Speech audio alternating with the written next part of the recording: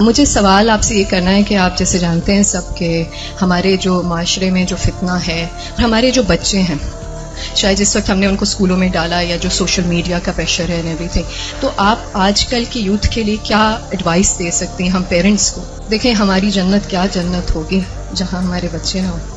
بہت مشکل ہے کیونکہ آپ دیکھ رہے ہیں ہر طرف سے media is playing such an important and such a difficult role کہ ہم پیرنٹس کے لیے اس چیز کو سنبھالنا بہت مشکل ہو گیا ہے.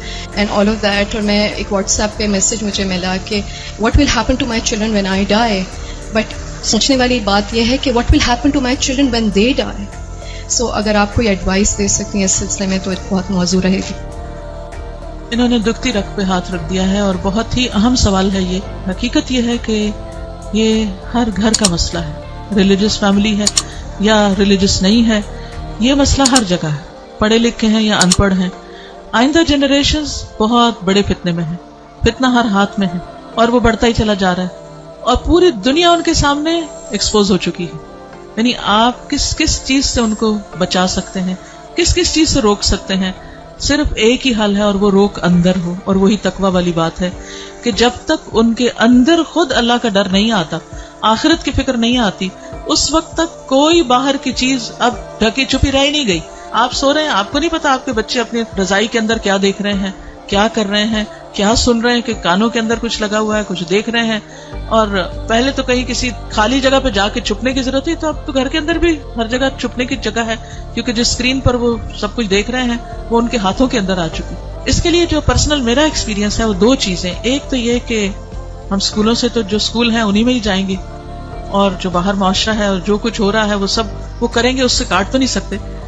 میں نے سب سے زیادہ جو دعائیں مانگی ہیں، رو رو کے مانگی ہیں، سجدوں میں پڑھ پڑھ کے مانگی ہیں، وہ اسی کے لیے مانگی ہے کہ اللہ میرے بچوں کو ایمان دے. یہ صرف پچھلے 5 سال میں جتنی چینجز آئی ہیں وہ اس سے پہلے شاید کئی 100 سال میں نہیں آئی تھی.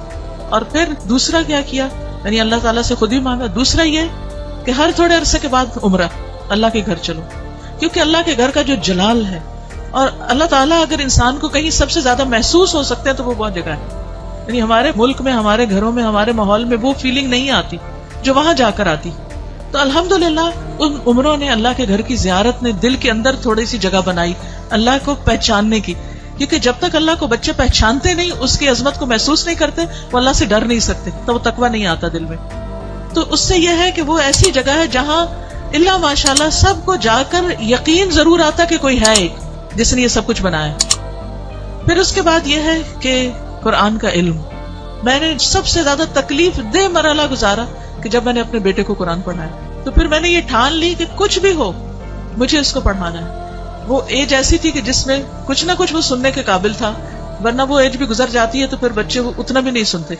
اور میں نے اپنی ساری مصروفیات کو سیکنڈری کر کے، حالانکہ میں انتہا درجے کی مصروف، گھر کی بھی ذمہ داریاں، باہر کی بھی، لیکن میں نے اس کو اپنی پرائرٹی نمبر 1 سمجھا کہ یہی بات جنہوں نے کی ہے کہ جب وہ مر جائیں گے تو پھر ان کا کیا بنے گا.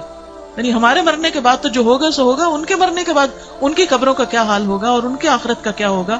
تو اللہ سبحانہ وتعالیٰ نے قرآن مجید میں فرمایا قوا انفسکم واہلیکم نارا، اپنے آپ کو اور اپنے گھر والوں کو آگ سے بچاؤ. ایمان والوں کو خطاب ہے کہ اے ایمان والوں اپنے بچوں کو آگ سے بچاؤ.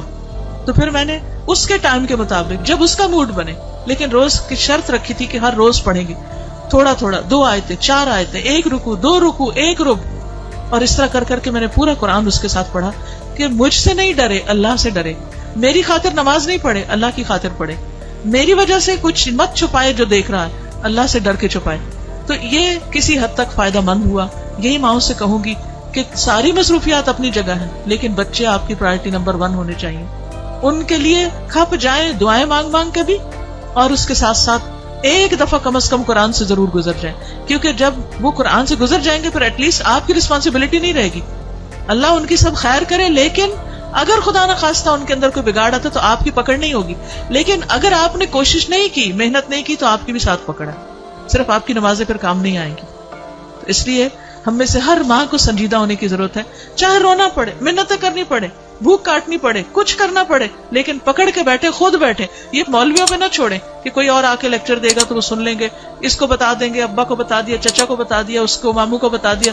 ٹھیک ہے وہ بھی کچھ ہیلپ کرتے ہیں, لیکن سب سے زیادہ آپ کو خود کرنا ہوگا, اور اس کے لیے آپ کو خود پڑھنا ہوگا, اس کے لیے آپ کو خود سیکھنا ہوگا.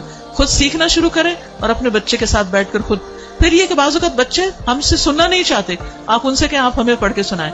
بس اس بات کا اگر یقین ہے ان کو کہ یہ قرآن اللہ کی کتاب ہے, تو پھر ان کے اندر یہ ڈالنے کی ضرورت ہے کہ اللہ تعالیٰ نے کیا فرمایا ہے, وہ آپ کو بھی پتا ہونا چاہیے اور وہ ان کو بھی پتا ہونا چاہیے. اللہ تعالیٰ ہماری مدد فرمائے.